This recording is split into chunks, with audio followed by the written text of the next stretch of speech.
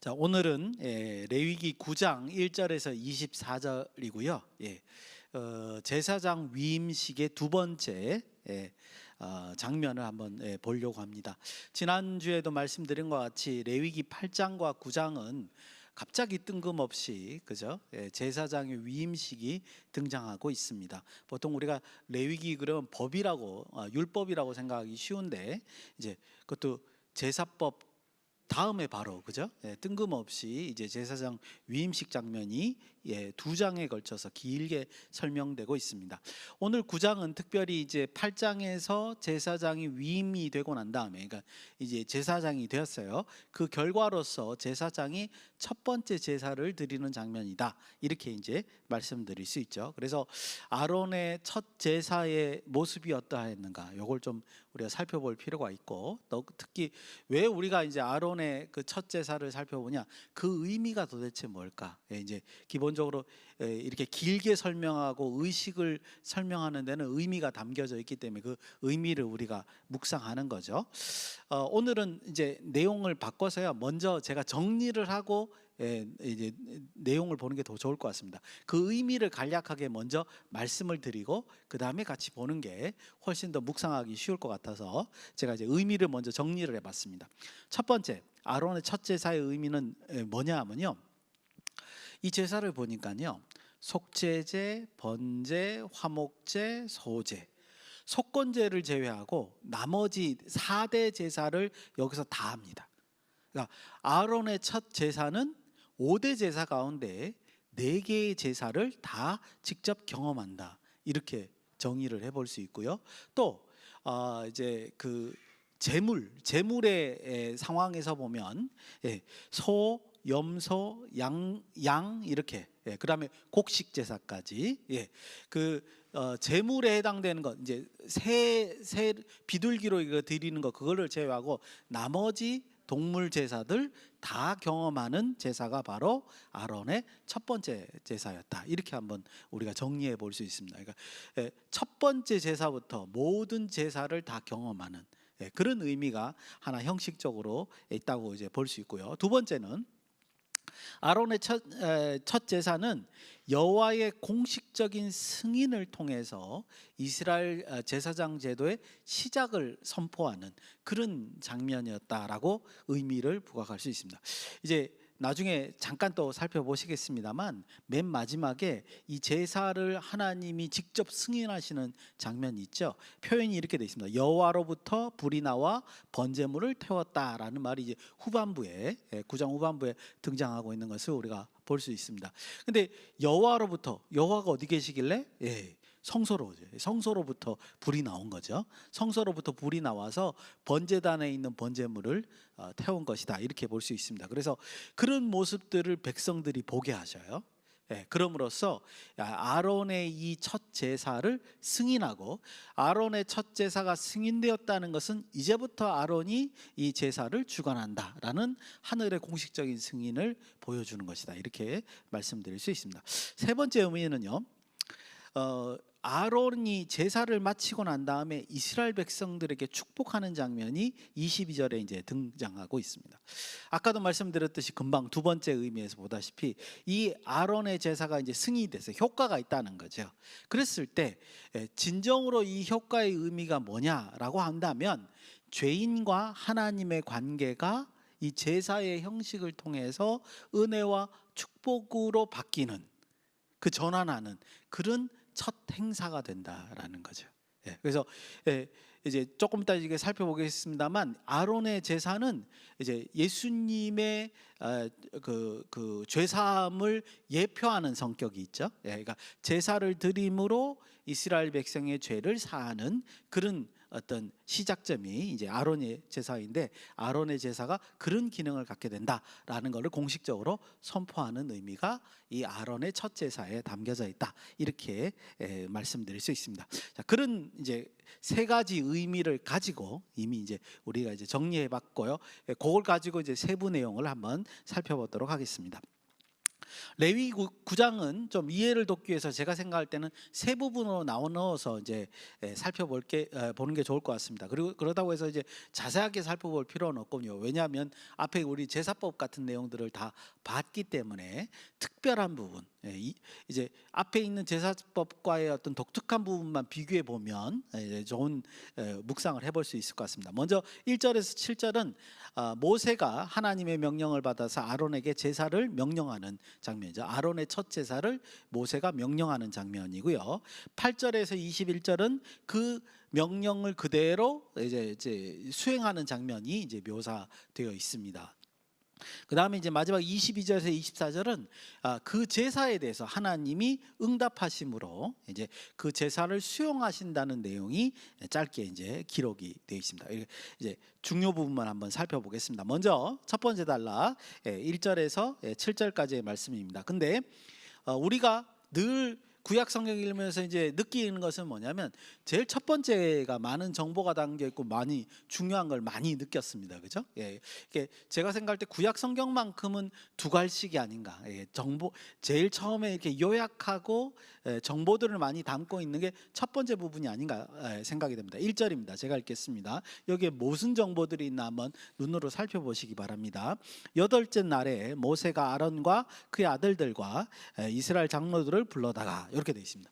여기 쉽게 보면 이제 시작하겠구나 이렇게 생각하는데 사실은 본문 9장을 이해하는데 아주 중요한 출발점이 여기 그런 정보들이 여기에 담겨져 있죠. 먼저 여덟째 날에라는 말을 우리는 조금 기억해 볼 필요가 있습니다. 여덟째 날이라는 말은 기본적으로 앞에 1일에서 7일이 있었다는 얘기잖아요. 즉 1일에서 7일은 8장에 나오는 제사장 위임식 장면이죠. 성막 안에서 제사장이 7일 동안 세 가지 제사를 드리면서 지극히 거룩하게 되는 그 장면이 이제 8장에 기록된 제사장 위임 장면이었고, 이제 9장에 와서는 여덟째 날에 벌어지는 겁니다. 그래서 여덟째 날이라는 표현은 뭐냐면 앞에 있는 8장에 7일 동안의 그 위임식 행사가 연결되어 있다는 것을 의미하는 거죠. 그러니까 위임식 장면으로 8장에서 끝나고 위임이 다 됐으니까 9장에 와서 이제 첫 제사를 든다 이런 개념이 아니라 8장에 있는 위임식 장면이 9장에 있는 첫 제사와 연결선상에서 뭔가 이루어지고 있다 이런 이제 그 의미를 이 여덟째 날에라는 표현을 통해서 우리가 알 수 있다는 겁니다. 다시 말해서 위임식이 끝나고 첫 제사까지 마무리되어야 제의적 시스템이 이제 시작된다 이렇게 이해하시는 게 좋지 않을까 그렇게 생각합니다. 이게 굉장히 중요한 것 같아요. 그래서 이따가 이해할 때 또 이제 내용을 보시겠습니다. 또 우리가 이제 이 1절에서 또 주목할 사항이 있습니다. 뭐가 주목하냐? 두 그룹이 나오죠. 그죠? 아론과 아론의 아들들. 제사장 그룹이죠. 그 다음에 또 뭐요? 이스라엘의 장로들. 그래서 이스라엘 장로들은 이제 이스라엘 백성들을 대표하는 사람들입니다. 그래서 이 두 그룹이 등장하고 있는 것을 이제 볼 수 있고, 아론의 첫 제사에는 이 두 그룹이 필요하는구나. 이렇게 이제 우리가 인식해 볼 수 있습니다. 요거를 먼저 이제 인식하게 되면 전체적인 구조가 잡히게 되어 있죠. 자, 2절에서 4절입니다. 2절에서 4절은 이제 2절에서 전체적으로 그 7절까지는 어떤 종류의 제사들이 드려지는가를 이제 명령하는 장면인데, 2절에서 4절은 2절 시작이 이렇게 돼 있습니다. 아론에게 이르되 이렇게 되죠. 자, 그러면 이제 우리가 요 한마디 때문에 알 수 있습니다. 우리가 무심코 읽으면 이런 걸 놓칠 수가 있는데요. 아론에게 이르되라는 말은 지금 요 제사의 목록은 누구한테 요구하는 거야? 아론에게 요구하는 거예요. 그렇죠? 그다음에 3절에 보면 3절 표현에 보면 뭐라고 돼 있냐면 이스라엘 자손에게 말하여 이르되 이렇게 돼 있어요. 그러니까 3절에는 뭐예요? 이스라엘 자손, 즉 이스라엘 자손을 대표하는 장로들에게 이런 제사를 드리라고 이제 요구를 하는 것이다. 이렇게 우리가 볼 수 있다는 겁니다. 그래서 이제 2절의 내용은 이제 아론과 아론의 아들들, 즉 제사장 그룹에게 요구하는 건데, 아론은 속죄제와 번제를 여호와께 드리라고 명령을 받습니다. 이제 물론 다 읽어보면 좋겠습니다만 제가 생각할 때는 이건 요약하는 게 좀 좋을 것 같아요. 그래서 속죄제와 번제를 드리는데, 속죄제는 특별히 흠없는 송아지 제사를 드리고요. 번제는 흠없는 순양을 드리라고 이제 명령하는 걸 볼 수 있습니다. 번제는 뭐 상번제도 있어요. 그러니까 매일 아침 저녁으로 드리는 번제도 있고, 그렇기 때문에 번제라는 제사를 드려라 하는 거는 뭐 그렇게 우리가 특별히 어렵게 이해할 필요는 없을 것 같아요. 왜냐하면 기본적으로 번제라는 것 자체가 하나님께 헌신을 다짐하는 그런 제사이기 때문에 제사장이 첫 제사의 의식에 번제가 들어간다, 뭐 그렇게 크게 이제 거부감을 느끼지 않는 제사라고 보여집니다. 그런데 속죄제의 경우는 조금 이상하지 않느냐, 이런 의문을 가질 수 있어요. 근데 저도 사실 읽을 때 그렇게 의문을 가졌는데, 제가 참고 서적을 보니까 학자들도 똑같은 의문을 갖고 있습니다. 왜 속죄제에 대해서 의문을 가졌을까? 사실은 두 가지인데요. 첫 번째는 우리가 일반적으로 드는 이제 거부감이 있죠. 왜? 아시잖아요. 8장을 읽은 사람들은 이 거부감이 생기는 거예요. 8장을 통해서 7일 동안 이미 제사장의 위임식을 겪기 위해 매일마다, 그죠? 속죄, 번제제, 위임식의 순양, 이걸 화목제하고 비슷하다고 말씀드렸잖아요. 이 세 가지 제사를 매일 드렸어요. 7일 동안. 그런데 첫 제사를 하는데 굳이 제사장이 또 속죄제의 제사를 드릴 이유가 뭐냐? 그렇잖아요. 그것도 여기 수소, 송아지, 흠없는 송아지로 속죄제를 왜 드려야 하는가, 이런 의문을 이제 가질 수 있습니다. 그죠? 근데 이제 저는 아까 처음에 이제 요약할 때 말씀드린 것 같이 8장에 있는 내용이 연속해서 9장에서 연이어서, 그러니까 아직 위임식은 끝났지만 그 모든 그 제이 시스템의 시작이 아직 시작된 건 아니라는 거죠. 이 첫 제사 9장에 있는 첫 제사까지 끝나야 이 제이 시스템이 시작되기 때문에 그 연결선상이 아닌가, 이렇게 볼 수 있다는 겁니다. 그래서 이게 무슨 말이냐면 7일 동안에도 제사장이 첫 번째 속죄제, 번제, 그 다음에 화목제에 비슷한 위임식의 순양을 드렸던 것 같이 이제 8일째도 첫 제사를 집전할 때도 그 앞에 앞서서 뭐를 드리냐고요? 속죄제, 번제를 드리는 것이 아니냐. 그러니까 7장에 7일 동안의 그 제사에 연속해서 8일째도 제사장은 드리는 것이 아니냐, 이렇게 이제 해석하는 게 일반적이라고 이제 생각이 듭니다. 저는 그렇게 해석하고 싶어요. 그런데 몇몇 학자들은 아니다, 이건 조금 다르다, 이렇게 주장하는 게 있습니다. 이건 한글 성경으로는 알 수 없어요.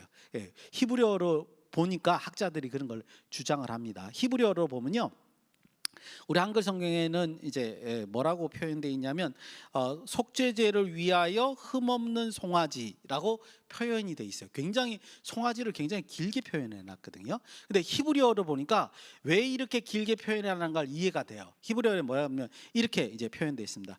에겔 벤 바칼 그다음 레하하타, 이렇게 돼 있습니다. 이게 무슨 뜻이냐면 에겔이 한 1년 정도, 1년 조금 지난 이런 송아지를 가리키는 특별한 단어예요. 그러니까 소를 가리키되 나이가 어느 정도 된 그거를 가리키는 특별한 단어입니다. 에겔이라는 뜻이. 그다음에 벤 바칼, 바칼이라는 말이 이제 그 4발 달린 짐승들을 말하는 거거든요. 물론 그걸 그냥 소라고 표현할 때도 성경에는 있습니다. 근데 이제 그 바칼이라는 게 4발 달린 짐승 모두를 통칭하는 원래 말이기 때문에 벤 바칼 그러면 4발 달린 짐승 종류, 이렇게 해서 하시면 되거든요. 즉 송아지, 4발 달린 짐승 종류의 송아지, 이렇게 표현했고, 그다음 레하타트, 이제 레하타트는 이제 그 속죄제를 위한, 속죄제를 위한 4발 달린 가축의 종류의 송아지, 이렇게 특별한 표현을 쓰고 있는 거예요. 그러니까 여기 뭔가 이게 학자들이 봤을 때 이게 특별한 어떤 의미를 담고 있다라고 하는 겁니다. 그래서 우리 한글 개역 개정에는 속죄제를 위하여 흠없는 송아지, 이렇게 이제 번역을 했습니다만, 어쨌든 좀 독특한 표현. 다른 데서는 속죄제의 수송아지, 단어도 틀려요. 파르라는 단어를 넣었어요. 파르하타트, 이렇게 쓰거든요. 그러니까 속죄제를 위한 수송아지, 뭐 이렇게 소, 뭐 이런 의미의 파르라는 단어를 쓰는데 여기서는 특별하게 이걸 쓴다는 거죠. 그래서 뭔가 다르다, 이렇게 이제 학자들이 주장하고요. 그 정도로만 또 끝나는 게 아니라 중요한 건 이거예요. 아까 했던 에겔, 한 1년 된 송아지를 뜻하는 에겔이라는 단어가 독특하게 쓰이기 때문에 그렇습니다. 여기 레위기 9장을 제외하고는요, 이 에겔이라는 단어가 어디에 쓰이냐면, 여러분들 출애굽기 32장의 그 송아지 우상 숭배 사건 있잖아요. 그 송아지를 가리킬 때, 송아지 우상을 가리킬 때 에겔이라는 단어를 써요. 다른 데는 에겔이 그런 용도로 쓰인단 말이에요. 우상을 가리킬 때 쓰는 용도로 쓰는데 왜 하필이면 9장에서만 이 송아지를, 특별히 이 속죄제의 송아지를 에겔이라는 단어를 쓰냐예요. 그래서 이제 학자들이 이제 의문을 제기합니다. 그래서 학자들은 뭐라 그러냐면 그런 거예요. 아론이 출애굽기 32장에서 뭐 했기 때문에 송아지를 만드는 역할을 했잖아요. 그거에 대한 속죄를 여기서 드리는 거다, 이렇게 해석해요. 무슨 말인지 아시겠죠, 그죠? 그러니까 제사장이 되기 위해서, 제사장의 일을 시작하기 전에 하나님께서는 정확하신 분이기 때문에 출애굽기 32장에서 우상 송아지를 만든 그 죄에 대한 것을 이 속죄제로 이제 해결하는 것이다. 깨끗게 죄를 덮는 것이다. 이 속죄제가 죄를 덮는다는 뜻이니까 죄를 덮는 것이다. 그래서 여기서 특별이라고 에겔이라고 단어를 사용한 것이다, 이렇게 해석을 합니다. 뭐 그것도 성경에는 특별한 이제 해설이 없기 때문에 그것도 뭐 충분히 가능한 해석이라고 생각합니다만, 아까도 말씀드렸듯이 저는 제가 생각할 땐 그냥 일반적인 해석에서는 8장에 있는 7일 동안의 속죄제가 9장에서도 연결되고 있지 않느냐, 이렇게 한번 해석해보고 지나가겠습니다. 그러니까 8장과 9장의 송아지를 뜻하는 단어가 다르기 때문에 이런 해석들이 있다는 걸 말씀을 드리고 싶습니다. 3절에 보면 이제 아까 말씀드린 대로 이스라엘 자손에게라고 시작하고 있습니다. 아까 말씀드린 대로 이스라엘 자손을 대표하는 장로들에게 이제 명령하는 거죠. 그리고 이제 이 제사에서 첫 번째로 이제 이스라엘 백성들이 온 거예요. 아론이 집전하는 첫 번째 제사에 이스라엘 이제 자손들이 이제 대표로 온 거란 말이죠. 그래서 속죄제로 순염소, 번제로 1년 된 흠없는 송아지, 똑같이 에겔입니다.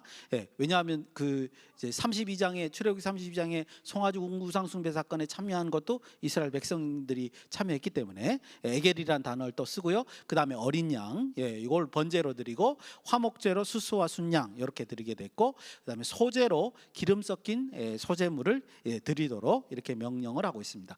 뭐 이제 앞에서 제사를 다 배웠기 때문에 간단하게 제가 요약을 하면요, 속죄제는 이스라엘 백성들의 죄를 덮는 역할을 하겠죠. 그 다음에 번제는 이스라엘 백성이 하나님께 헌신을 하겠다는 다짐일 거고, 화목제는 이스라엘 백성과 하나님과의 관계가 회복되어서 이스라엘 백성들이 하나님께 감사와 서원을 드리는 장면으로 이해하면 되겠고, 소제는 하나님께 일용할 양식, 그 사막에서 광야에서 일용할 양식을 주심에 대한 감사로, 원래는 이제 가나안 땅에 들어가면 첫 곡식에 대한 감사 개념이지만 이제 여기서는 이제 추수를 할 수 없으니까, 그죠? 그런 일용할 양식에 대한 감사로, 이렇게 이해하면 뭐 왜 하나님께서 이스라엘 백성들에게 이 제사들을 요구했나, 이렇게 이해가 되는 겁니다. 그런데 아까도 말씀드린 것 같이 이런 모든 그 아론과 이스라엘 백성들의 이 모든 제사를 종합해 보니까 뭐예요? 5대 제사 가운데 4개의 제사를 드리는 거고, 동물도 소, 양, 염소, 비둘기 빼놓고는 다 제사를 다 드리는, 소제까지 다 하는, 이제 곡식의 그 제사까지 다 드리는 그런 시험 무대라 그럴까요? 그것이 이 아론의 첫 제사에서 나타난다, 이렇게 볼 수 있습니다. 더군다나 또 레위기 7장 7절에 보시면 이렇게 돼 있어요. 속건제, 여기 속건제 안 드렸잖아요. 속건제와 속죄제는 같다, 이렇게 표현돼요. 비슷하다 이거죠, 그죠? 그래서 그렇게 돼 있기 때문에 사실은 5대 제사를 다 한번 실습을 한 것이다, 이렇게 우리가 볼 수 있습니다. 6절 7절을 읽으면서 이 첫 번째 단락을 좀 정리를 하겠습니다. 제가 읽겠습니다. 6절 7절 내용이 굉장히 중요하기 때문에 6절입니다. 모세가 이르되 이는 여호와께서 너희에게 하라고 명령하신 것이니, 그러니까 지금 이 모든 거는 다 여호와께서 이제 명령하는 거라는 거죠. 여호와의 영광이 너희에게 나타나리라. 그러니까 하나님 말씀대로 이렇게 제사를 드리면 하나님의 영광이 뒤에 나타난다, 이렇게 이제 표현됐고요. 7절에 모세가 또 아론에게 이르되 너는 제단에 나아가, 요 말이 굉장히 중요해요. 너의 속죄제와 너의 번제를 드려서 너를 위하여, 요건 이해가 가요, 그죠? 네가 드리는 속죄제 번제를 드려서 너를 위해서 이제 속죄하라, 이건 이해가 가요. 근데 뒤따르는 말에 뭐라 그러냐면 백성을 위하여 속죄하고, 그러니까 백성의 속죄제나 뭐 이 제사를 얘기하는 게 아니에요. 아론의 제사가 백성을 위하여 속죄하게 되는 거예요.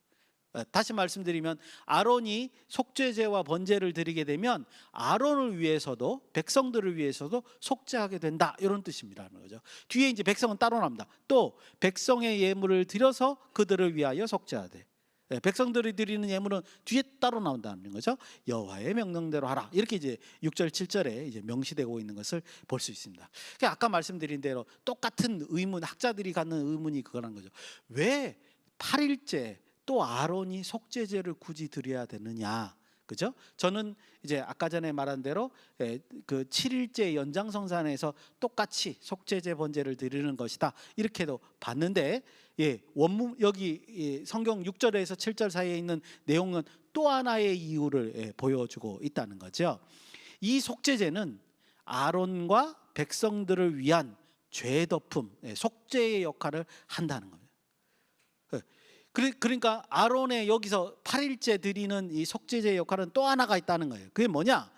제사장으로서 아론과 그 다음에 앞으로 계속 이 제사를 통해서 속죄를 받을 이스라엘 백성들과의 연결하는 첫 번째 의식이기 때문에 아론이 속죄 제사를 드린다는 겁니다. 여러분들 이런 거예요. 우리 저 앞에 8장에서 그 아론과 아론의 아들들이 7일 동안, 그죠? 제사를, 똑같은 제사를, 세 개의 제사를 계속 드리면서 목적이 뭐라고 말씀드렸죠? 지극히 거룩한 제단과 지극히 거룩한 자들이 되게 하기 위해서 그렇게 7번이나 7일 동안 반복해서 제사를 드린다고 그렇게 성경에 기록된 걸 보지 않았습니까? 그죠? 그래서 이 지극히 거룩한 자가 되는 제사장들이 누구하고 연결되는 거예요? 백성들하고 연결되는, 전체가 이제 그 거룩으로서 전부 다 덮어지는 거죠. 그 거룩으로서 그들의 죄를 덮는 그런 행사가 바로 뭐예요? 이 아론의 속죄제다, 이렇게 우리가 의미를 볼 수 있습니다. 그래서 아까 6절에 보신 것 같아요. 그때 여호와의 영광, 그 명령대로 했을 때 여호와의 영광이 드러나는 겁니다. 여호와의 영광이 드러날 때 만약에 그 죄가 덮어지지 않으면 어떻게 되죠? 제사장과 이스라엘은 죽음을 당할 수밖에 없게 되는 거죠. 그래서 이제 그런 의미에서 이렇게 6절 7절이 우리에게 시사하는 바가 있다, 이렇게 말씀드릴 수 있습니다. 자, 이제 두 번째 단락입니다. 여기서부터 이제 많이 줄여서 내용을 살펴보겠습니다. 여호와의 명령에 따라서 제사가 순차적으로 진행되는 겁니다. 뭐 이미 제사법도 배웠고 또 그 의미를 다 이제 말씀을 드렸기 때문에 굳이 여기서 다 설명드릴 필요는 없고, 이제 말씀드린 대로 특이한 점들을 좀 정리해서 한번 보려고 합니다. 8절 7절에는 이제 그 명령대로 제사장이 속죄 제사가 드려지는 장면이 있습니다. 그 장면을 보면서 특별한 설명이 없는데 어떻게 제사장이 속죄제인 줄 아느냐? 우리가 이제 제사법을 알면 이게 이제 눈에 들어오는 거죠. 속죄의 송아지 에겔 하하타트라는 그 속죄 송아지 소를 드린다는 점이 이제 제사장의 속죄제라는 걸 알게 합니다. 왜냐하면 레위기 4장에 가면요, 소를 드리는 속죄 제사는 딱 두 그룹밖에 없어요. 제사장이 속죄제를 드릴 때나 혹은 이스라엘 온 회중이 속죄제를 드릴 때나. 그러니까 백성들이 드릴 때는 이제 각 백성들 각자가 드릴 때는 이런 송아지로 속죄제를 드리지 않습니다. 그러니까 송아지를 드림으로 이건 제사장 거다 알 수 있고요. 그리고 우리 앞에서 금방 명령할 때 이스라엘의 속죄제는 순념소를 드리라고 했습니다. 이게 좀 이상하긴 하죠, 그죠? 그러니까 아마 구분의 의미도 있는 것 같아요. 그래서 앞에 소는 제사장, 그 다음에 그리고 이 제사장뿐만 아니라 어떤 이스라엘 백성을 대표하는, 함께 대표하는 어떤 그런 의미가 소에 담겨져 있고, 그 다음에 순념소를 같이 들음으로써 이제 제사장과 이스라엘 온 회중이 이제 구별되게 속죄제를 드리는 것이 아닌가, 이렇게 보입니다. 원래 이스라엘 온 회중을 대표하는 속죄제는 역시 숫소를 드리게끔 되어 있는데 여기서는 그렇게 됐다, 이렇게 말씀을 드릴 수 있습니다. 두 번째로 속죄제 제사에도 좀 주목해야 되는 것은 피 뿌리는 방식입니다. 우리 저 속죄제 할 때 특별히 제가 그랬죠. 속죄제는 피 뿌리는 방식이 굉장히 중요하다. 그거에 대해서 강조돼 있다. 이렇게 말씀을 드렸는데 사장에 나타나는 피 뿌리는 방식과 약간 달라요. 정리하면 뭐 이렇게 정리할 수 있습니다. 먼저 제단 뿔에 피를 발라야 돼요. 그 다음에 그 피를 가져다가 성막 안으로 들어가서 그 성소에 있는 그 휘장에 피를 7번 뿌려야 됩니다. 그러니까 두 가지를 해야 돼요. 그리고 난 다음에 나머지 피는 다 제단 밑에다 쏟아서 다 없애야 되는 겁니다. 이렇게 피를 처리하는 방식을 특별히 지시하고 있는데, 여기 보면 제단 뿔에 바르는 거는 설명이 돼 있는데 안에 들어가 성소에 들어가서 휘장에다 뿌리는 거는 묘사가 안 돼 있어요. 쏟아붓는 것도 묘사가 돼 있는데 아주 특별하게 되어 있습니다. 그래서 이제 학자들은 이건 좀 특이하다 이렇게 이제 얘기하는 사람도 있는데, 제가 볼 때는 23절에 보면 제사가 다 끝난다 22절에 표현하고 23절에 모세와 아론이 회막, 즉 성막 안으로 성소로 들어갔다가 나오는 장면이 있습니다. 근데 그 왜 들어갔다 나오는지 설명을 안 해요. 그죠? 아마 그때 들어갔다 나오는 게 이 속죄제의 피를 그 휘장에다 뿌리러 들어간 것이 아닐까, 이렇게 한번 추측해 볼 수 있습니다. 그래서 속죄제가 이렇게 제사가 이렇게 변형이 되면, 자꾸만 변형이면 안 되기 때문에 아마 그런 것이 아닌가 이렇게 보여집니다. 그래서 이제 이렇게 제사의 내용에서 특이한 점을 찾으면 요거 한 가지 정도 우리가 살펴볼 수 있습니다. 22절에 24절 이제 마지막 부분이죠. 예. 역시 이제 23절과 24절 읽고 또 짧게 정리하겠습니다. 제가 읽겠습니다. 모세와 아론이 회막에 들어갔다가 나와서 뭐라 그러죠? 백성에게 축복하며. 이거 굉장히 중요하죠. 제사 드리고 나서 아론이 백성들에게 축복했다는 거죠. 여호와의 영광이 온 백성에 나타납니다. 그러니까 아론이 백성들한테 축복을 딱 하니까 여호와의 영광이 이제 나타났다는 겁니다. 24절, 저도 궁금해요. 여호와의 영광이 어떻게 생겼는가? 근데 여러 성경을 한번 찾아보면 무지개 형상인 것 같아요. 이제 선지자들도 보면 여호와의 영광이 나타났다라고 표현할 때 가끔씩 무지개를 언급하는 걸 볼 수 있거든요. 그래서 무지개가 이제 보였기 때문에 그게 여호와의 영광이 아닌가 이렇게 보여집니다. 그다음에 24절, 불이 여호와 앞에서 나와 제단 위에 번제물과 기름을 사른지라 온 백성이 보고 소리 지르며 엎드렸더라. 이때 놀라서 소리 지르는 것도 있고요.